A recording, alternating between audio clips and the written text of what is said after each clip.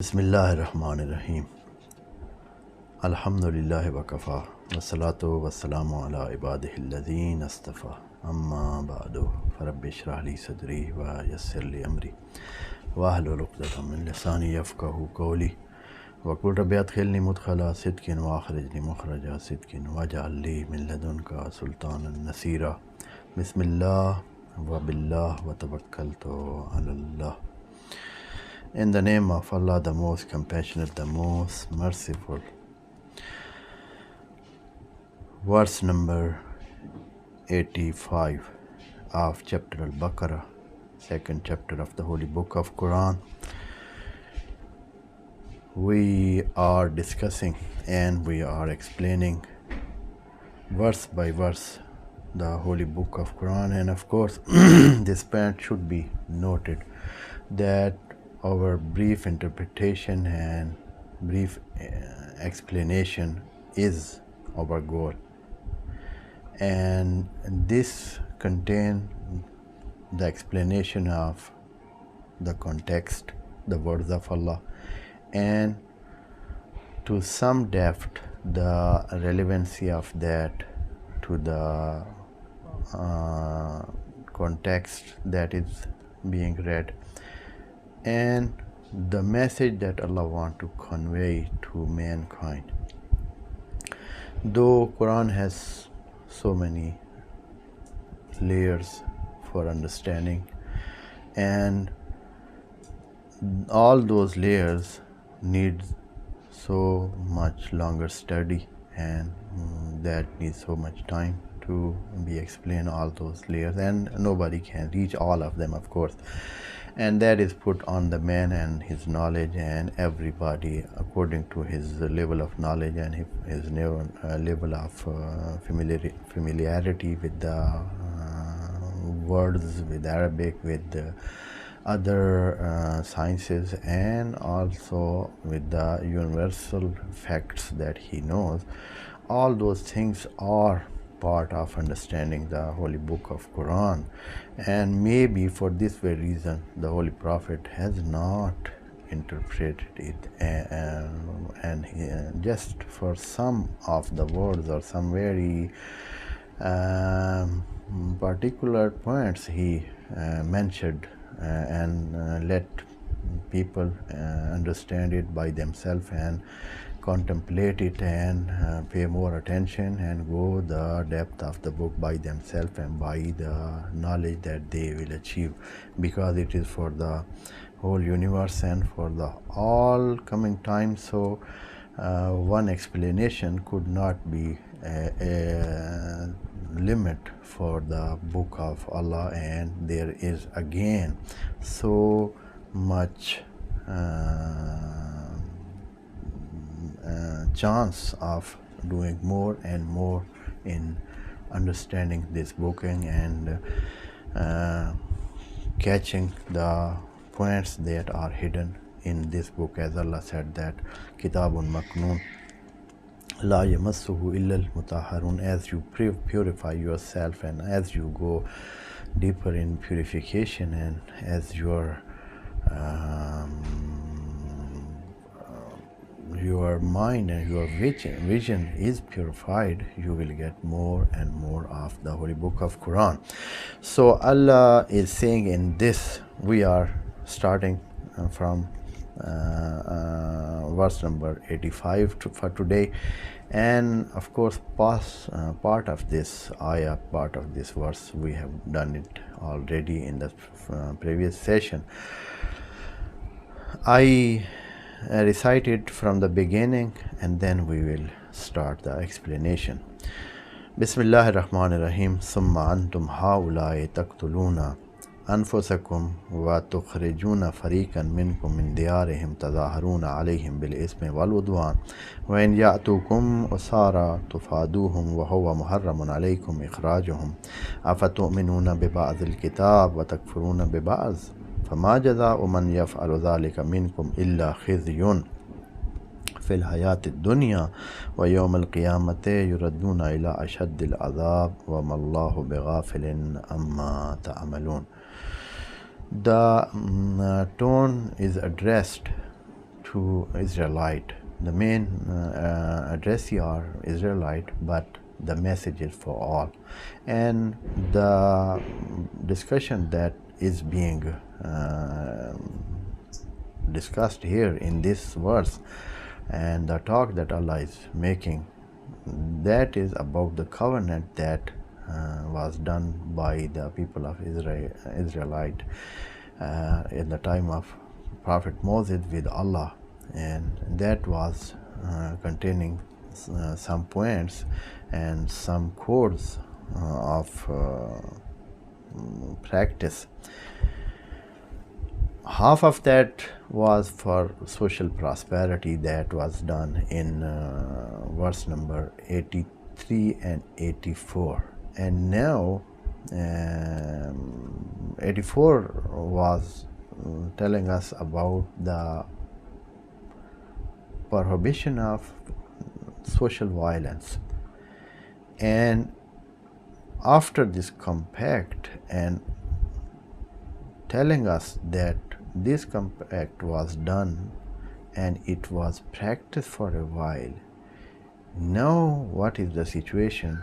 In the previous session, Allah has told us that these you people, you means Israelite at the time of last prophet, Prophet Muhammad sallallahu alaihi wasallam, these are the one who are breaking the covenant.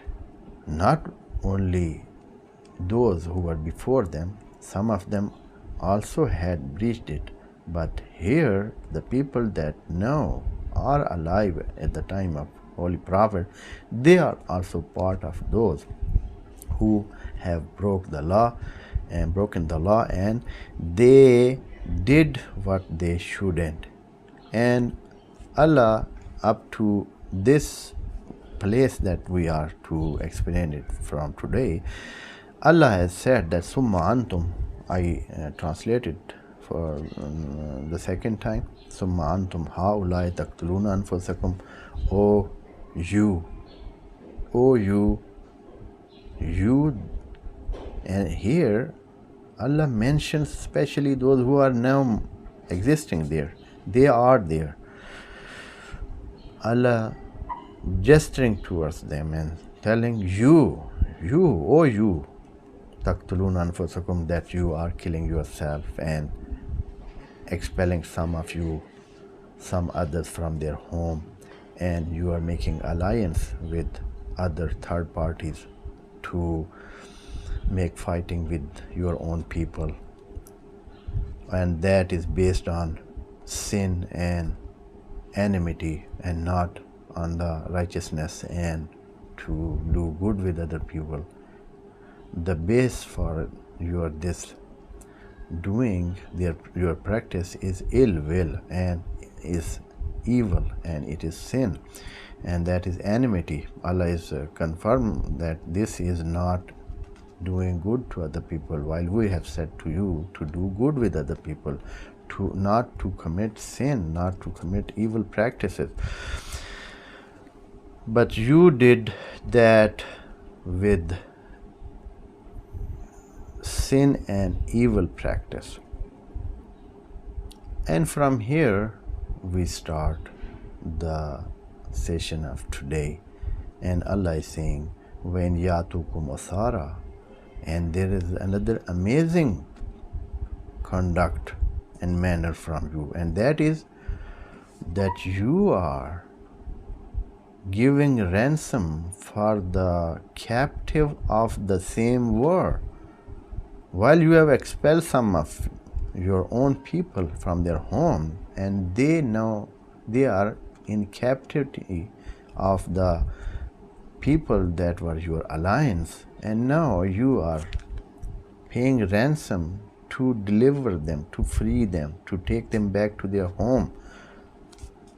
In this way you are doing some good work. And how is this conduct? A contradiction is there.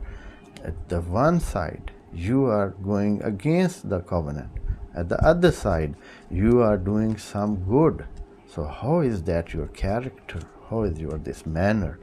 And Allah wants to say that you are not at one way, you are not considering one way, or you are even not having one personality, and that is something that indignify somebody. And somebody is disgraded and degraded because he is not going on the one way. From one way he is doing according to law, and the other way he is disobeying the law, and that situation makes that this man has a contradictory personality, and they are not clear with their way, what to follow, this way or that way, and that is something a disgrace for somebody or some people.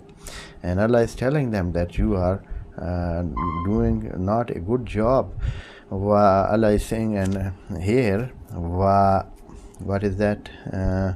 وَإِنْ يَأْتُوكُمْ أُسْحَارًا, if they come as captive to you, تُفَادُوهُمْ, you pay ransom and take them back and free them. وَهُوَ مُحَرَّمٌ عَلَيْكُمْ إِخْرَاجُهُمْ, while it was forbidden to you to expel them at the first point.